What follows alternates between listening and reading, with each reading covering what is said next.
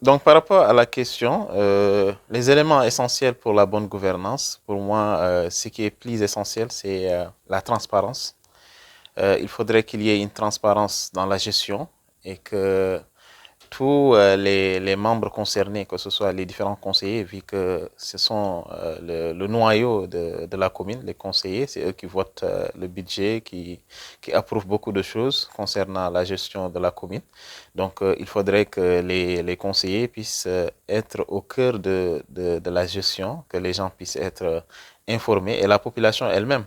Donc, la transparence par rapport à la gestion de la cité, donc c'est essentiel. Et surtout la communication. Il faut que les gens puissent avoir l'information par rapport à ce qui se passe au niveau de la commune. Donc ça, c'est des éléments essentiels qui permettent de conduire vers une bonne gouvernance en réalité.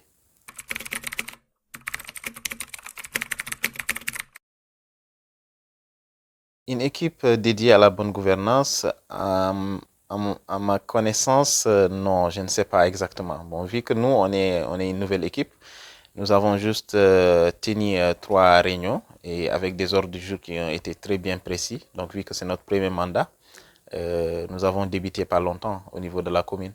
Donc, il y a quand même des informations peut-être que qu'on n'a pas encore, mais de ma connaissance, je ne suis pas au courant d'un service dédié spécifiquement à la bonne gouvernance.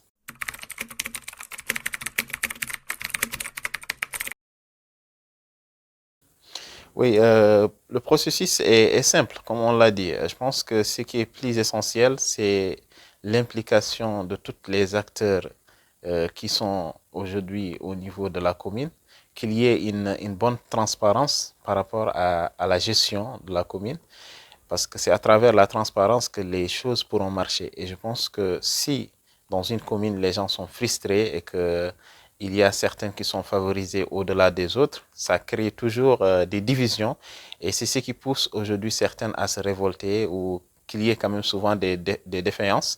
Donc je pense que l'essentiel c'est surtout mettre tout le monde au même pied d'égalité et favoriser, jouer quand même un rôle de leadership parce que le maire doit être vraiment le leader de la commune. Il doit vraiment savoir qu'il est là pour toute la population et surtout son équipe parce que nos communes, malgré, parce que je pense que ça fait l'occasion de mettre en avant cela, nos communes en Mauritanie d'une manière générale n'ont pas beaucoup de moyens parce que la décentralisation a été très mal faite en Mauritanie et ça, je pense qu'il faudra le dire. Même par rapport à, vous savez, dans les communes, il y a ce qu'on appelle l'ordonnance 87-289. Dans l'article 2, il nous parle des prérogatives communales. Donc, dans les prérogatives communales, il y a certains aspects dont la commune doit gérer et jusqu'à présent, les communes n'ont pas la capacité, ils n'ont pas été dotés des moyens financiers pour le faire. Et je pense que nous avons beaucoup d'exemples par rapport à ça. Donc, il est important que l'État puisse revoir les textes et puisse doter aux communes des moyens suffisants pour pouvoir réaliser les choses. Et l'autre chose aussi, pour moi, ce qui est plus essentiel, ce qui va vraiment nous permettre d'atteindre réellement la bonne gouvernance, c'est mettre les gens au même pied d'égalité, sélectionner les employés à travers leurs compétences. Donc ces casquettes politiques, on doit les laisser parce qu'aujourd'hui, dans nos communes, d'une manière générale, nous voyons beaucoup d'employés qui ont été pris en termes d'appartenance politique.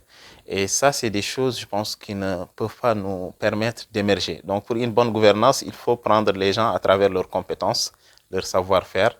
Donc c'est des éléments essentiels qu'il faudra mettre en œuvre pour qu'on puisse réellement atteindre nos objectifs, qu'il y ait une bonne gouvernance et une belle implication de tout un chacun.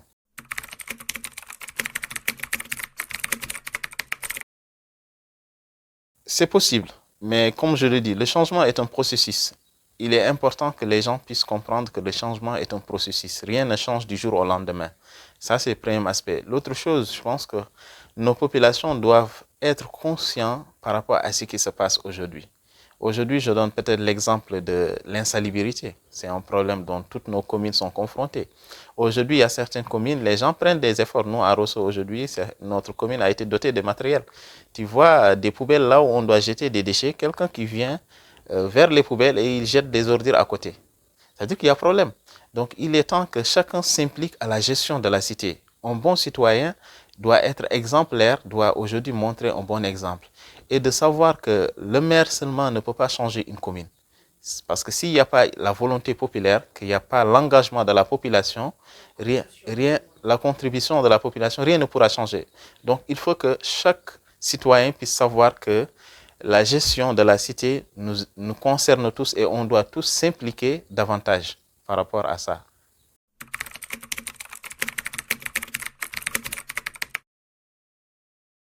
Oui, je pense qu'il y a des efforts qui ont été quand même faits au-delà même de Rousseau. Cette année, nous avons vu que la jeunesse a eu chance à avoir une liste nationale dédiée à la jeunesse pour le Parlement, où nous avons aujourd'hui des députés jeunes. Et je pense que c'est une chose bien. Nous avons eu aussi des candidats jeunes. Moi, je suis candidat et je suis venu en quatrième position à ces élections. Et je pense que ça commence, il y a une implication. La nouvelle génération commence à comprendre que la politique, c'est pas une affaire de vieux, que les jeunes doivent s'impliquer aussi pour être aux instances. Donc, je pense que nous, aujourd'hui, on s'est impliqués pour pouvoir réellement changer la manière de faire, pour pouvoir contribuer au développement de notre localité. Donc, je pense qu'aujourd'hui, euh, par rapport au conseil municipal à Rosso, il y a des jeunes qui sont dans l'équipe du conseil municipal et je pense que c'est un bon début. J'ai été même élu président de la commission développement et coopération, étant jeune aussi, parce que c'était pas du tout facile. Mais je pense que les jeunes aussi ne doivent pas attendre. On doit s'imposer aussi pour pouvoir réellement montrer que nous avons des belles idées et que nous pouvons aujourd'hui faire beaucoup de choses. Donc je pense qu'on a une responsabilité par rapport à tout ça.